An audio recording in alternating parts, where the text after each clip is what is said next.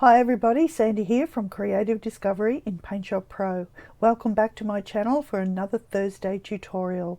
If you're new here, a very warm welcome, and please click on the subscribe button in the bottom right hand corner.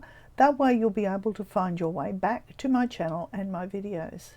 Now for today's tutorial I have another intermediate level, but it's a little easier than some of the others, so it's probably a high beginner tutorial or an easy intermediate level. There are no plugins required for this tutorial, but there is a zip file of supplies. In the zip file you will find a PSP image and a font. Put that where you keep your fonts. There is a tube, it is a pearl, so put that in your tube folder. There's also a mask, so place that where you keep your masks. So go ahead and grab all those supplies and open up PaintShop Pro and we'll get into the tutorial. Here is a little preview of what we are going to be making in this tutorial. Now start by opening your rose image, and it has got 3 layers to it. 2 of the layers are just for display. You need to duplicate that and close the original. I have already duplicated this one. Now you should have placed the mask into your mask folder. You should also have placed the pearl where your tubes are. And there was also a font in the zip file, so place that where you keep your fonts. Now we're going to start by opening a new transparent image that is 600 wide and 450 high. You need to choose a pale color. If you're following along with the rose, I chose DDBBC8. So if you're using a different image, choose a pale color. Then flood fill the transparent image with that color. Now go to load the mask from disk. I have an icon for that. If you don't, you need to go to layers, load save mask, and then load mask from disk. Then locate the mask that I supplied for you, which is called Hummel Jutta Mask 101.4. Then use these settings: source luminance, fit to canvas. You need to invert the transparency and then hide all mask. Now merge that layer group and then apply a drop shadow. The drop shadow will be 1 in the vertical and the horizontal offsets, 100 in the opacity, and blue will be 2. The color is black. Shadow on new layer unticked, and then click OK. Now copy the rose. You can just drag it from your layer palette onto your image, and if you're not doing that, you're copying and pasting as a new layer, and then drag that layer down to the bottom. Right click on that layer, open the properties box and lower the opacity to 30. Now if you did copy and paste, repeat the paste as a new layer. If not, click on your rose image and drag it across again. We're going to resize that image by 50%, and resize all layers will be unticked, and then just sharpen it once. We are going to do a mirror horizontal and then move the rose over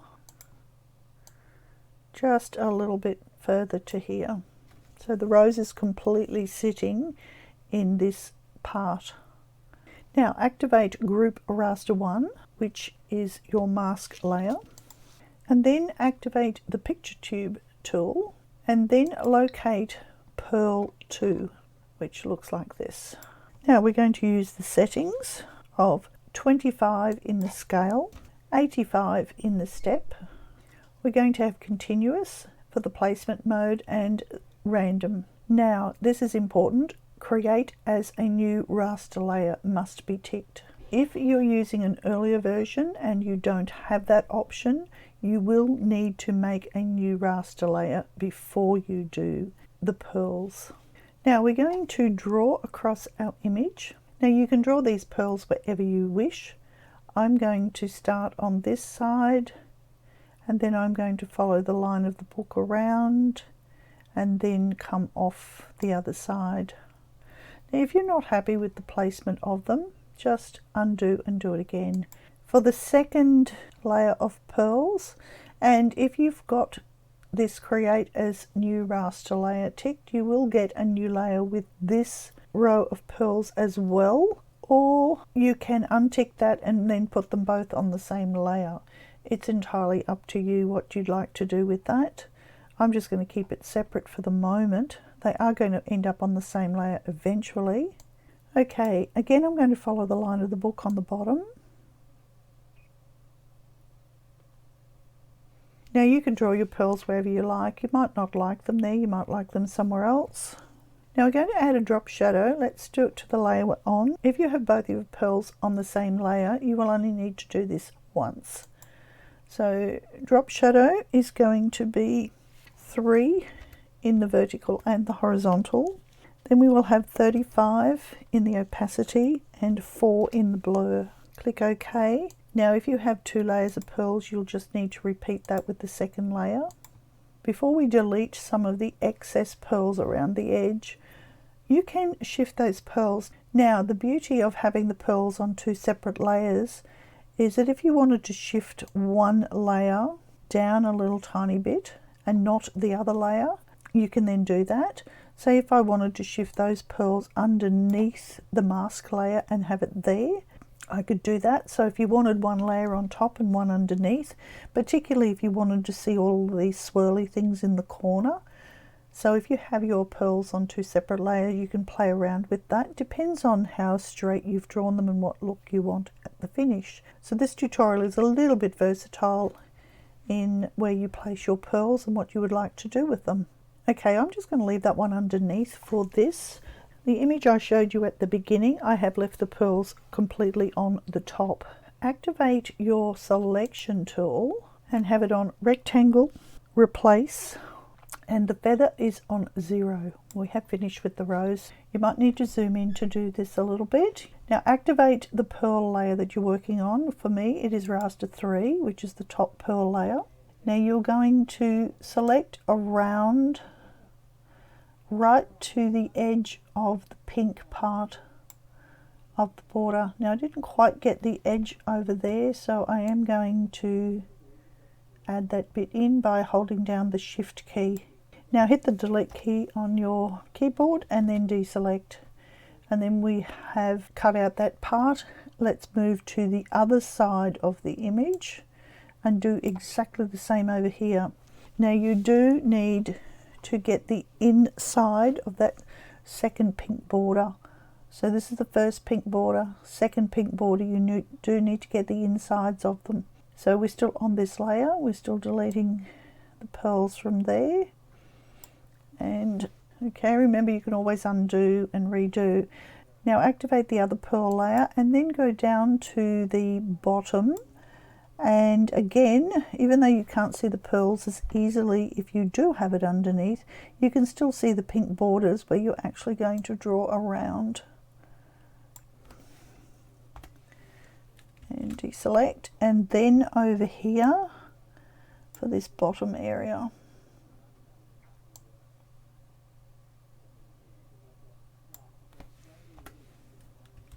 Now for our text. Now click on your background box. I already have the color in there, but I will show you the code. It is 563C46. And if you're using your own image, this needs to be a darker color.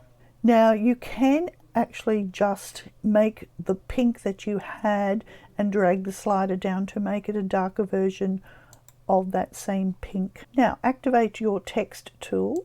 And we're going to use Passions Conflict ROB. The size is going to be 72. We're going to have bold selected for the font style. In the center, now this is the color for the font, which we have in our background. The direction will go straight across this way. Anti-alias will be sharp. Now your stroke width is 0, so the stroke color won't really matter, and create it as a vector. Now type whatever words you would like to place